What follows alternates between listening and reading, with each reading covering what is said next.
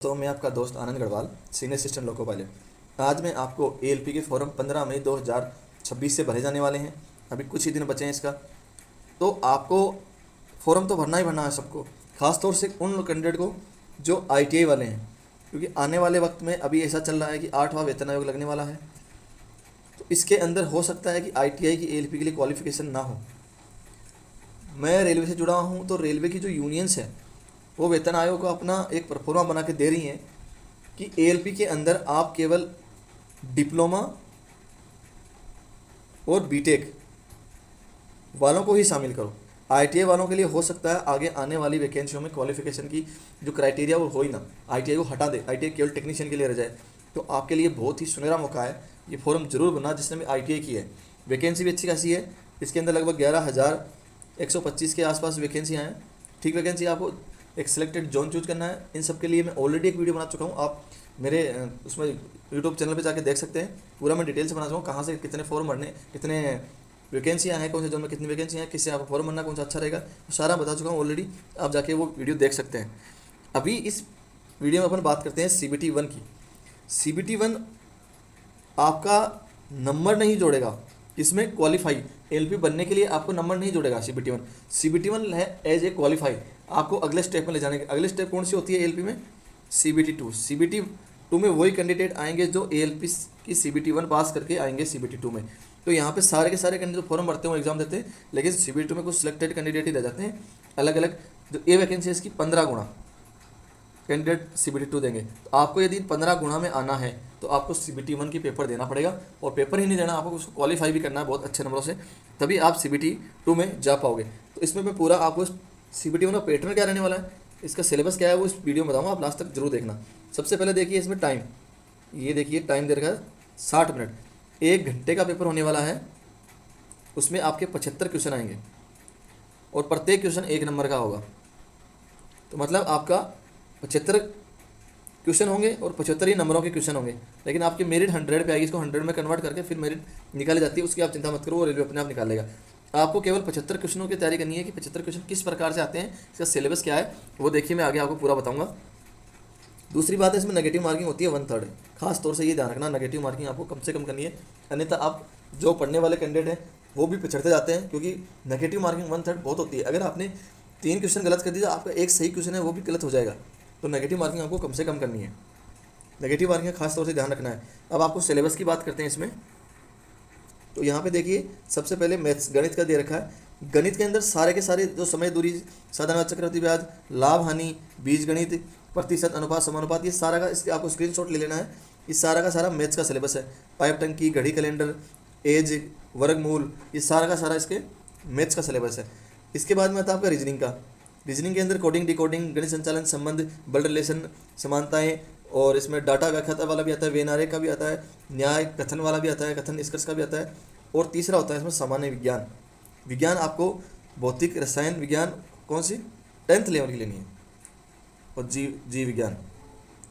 इसमें आपका फिजिक्स भी आएगी, केमिस्ट्री भी आएगी और बायो भी आएगी। लेकिन आपको CBSE 10th लेवल की, CBSE 10th वाली जो बुक है, साथ में प्लस 9th 2 बुक आती है, इसमें आपके लिए साइंस बहुत सफिशिएंट है। वो साइंस में से एक भी क्वेश्चन बाहर नहीं जाएगा। मैंने अभी हाल में 2-3 पेपर देखे हैं, इससे बाहर एक भी क्वेश्चन नहीं गया है। CBSE की आप ले लीजिए, या फिर NCERT कोई भी ले लो आप, साइंस की बुक जो ऑथेंटिक बुकें हैं, किसी भी बोर्ड से आप उस बोर्ड की ले लो आप। लेकिन रेलवे बोर्ड का सेंटर का एग्जाम होता है, तो आप ज़्यादा प्रेफरेंस NCERT को देना। NCERT आपके लिए बेस्ट रहेगी। मैंने इसके लिए एक शॉर्ट वीडियो ऑलरेडी बना चुका हूँ NCERT की साइंस की किताब के ऊपर, आप यूट्यूब पे जाके देख सकते हैं। वो वीडियो अपने चैनल के अंदर अभी अपलोड किया हुआ है। इसके आगे देखिए एक छोटा सा पैटर्न इसमें और आएगा, सामान्य ज्ञान, सामान्य जागरूकता। इसमें भी आपको करंट के मामले में आएगा, और थोड़ा सा कोई 1 से 2 क्वेश्चन जीके के आएंगे। कौन से? ओल्ड जीके एलपी में बहुत ही कम पूछा जाता है। अभी जो 2025 में पेपर हुआ है, उसके अंदर पूरा का पूरा पैटर्न ही चेंज हो गया था। टोटल मैथ्स और रीजनिंग के क्वेश्चन आए थे 75 में से 60 के 60 क्वेश्चन, बाकी 10 क्वेश्चन अलग से आए थे। अब तो आप देख सकते हो पैटर्न कितना चेंज हो गया है। 75 में से यदि 60 क्वेश्चन मैथ्स और रीजनिंग के आ रहे हैं, तो आपको मैथ्स और रीजनिंग पढ़ने की कितनी ज़्यादा आवश्यकता आप समझ सकते हो। अगर आप ये बात मेरी नहीं मानो तो आप गूगल पे जाइए और ALP CBT 1 ये पेपर डाउनलोड करके देख सकते हैं अभी किस प्रकार का पेपर आ रहा है। मैं बता रहा हूँ आपको 75 से 60 नंबर मैथ्स और रीजनिंग के आए हुए हैं। आप यूट्यूब पे और भी सर्च कर सकते हो, किसी सर टीचर पढ़ाते हैं उनसे भी आप पता कर लेना, उनका वीडियो देख लेना, सेम टू सेम बताएंगे। 60 से लगभग 55 से 60 के लगभग क्वेश्चन मैथ्स और रीजनिंग के हैं। तो आपको अगर ALP CBT फाइट करना है 1 तो आपको मैथ्स में अभी से लग जाना, मैथ्स और रीजनिंग के लिए। साइंस के लिए मैंने आपको बताई थी NCERT की 9th और 10th की बुक, और मैथ्स के लिए आप कहीं से भी चाहे ऑनलाइन ले लो चाहे कोई भी किताब ले लो, मैथ्स सब में एक होती है। बाकी आपको अगर प्रैक्टिस करनी है तो गूगल पे जाके CBT 1 ALP ले लो। ALP की काफ़ी 18 भी होगी, 25 वाली भी होगी, 23 वाली भी होगी, काफ़ी सारी वैकेंसी होगी। सारे के सारे गूगल पे पुराने पेपर पढ़े वो निकाल लो, ग्रुप डी के निकाल लो, किसी के भी उठा लो, NTPC RRB JEE सबके आप निकाल सकते हो। मैथ्स और रीजनिंग आप ऑनलाइन बहुत सारे क्वेश्चन पढ़ें और लगभग क्वेश्चन रिपीट होते हैं, केवल उनमें डाटा चेंज होता है। रेलवे के अंदर ये सबसे अच्छी बात है कि अगर आप पुराने पेपर निकाल लोगे तो आपका पेपर सोल्व हो जाएगा। अगर आप सारे पुराने पेपर निकाल लोगे ना तो 75 में से मैं आपको गारंटी देता हूँ 50 नंबर आप 100% ले आओगे। और CBT 1 ALP की मेरिट कितनी जाती है वो भी मैं आपको बता दूं, क्योंकि आप सारे के सारे नए कैंडिडेट हो। तो जनरल की CBT 1 की लगभग जाती है 40 से 50 नंबर, OBC की 30 से 40 नंबर, SC ST 25 से 30 नंबर, इससे ज़्यादा किसी भी जोन की नहीं जाती है। रेयर केस होगा कोई जोन में जिसमें फॉर्म ज़्यादा आ गए हों और वहाँ कैंडिडेट ज़्यादा अवेलेबल हो तो ज़्यादा चल जाए, लेकिन इससे ज़्यादा CBT 1 की आपकी मेरिट नहीं जाएगी। तो आप मैथ्स और रीजनिंग में भी आप ये क्वालिफाई कर सकते हो CBT 1। तो आपको CBT 1 को हल्के में नहीं लेना है, अच्छे से पढ़ना है। मैं CBT 2 का भी इसमें वीडियो डाल चुका हूँ यूट्यूब पे, आप जाके देख सकते हो, लिंक आपको अवेलेबल उसमें मिल जाएगा। परंतु आप जो 2026 वाले जो फॉर्म भर रहे हैं उनके लिए पहले CBT 1 का पूरा ये सिलेबस कवर करना है। आप ये स्क्रीनशॉट ले सकते हो सिलेबस का, यहाँ से पूरा आपके सामने आ रहा होगा, स्क्रीनशॉट ले लो और ये पढ़ो।